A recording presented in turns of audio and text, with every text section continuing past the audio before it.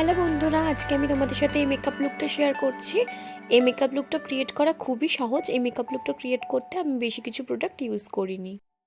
তো চলো ভিডিওটা শুরু করা যাক, কিন্তু তার আগে তোমরা আমার চ্যানেলটা সাবস্ক্রাইব করে নাও। এরপর নোটিফিকেশন বেল অন করো আমার ভিডিও সবার প্রথমে দেখার জন্য।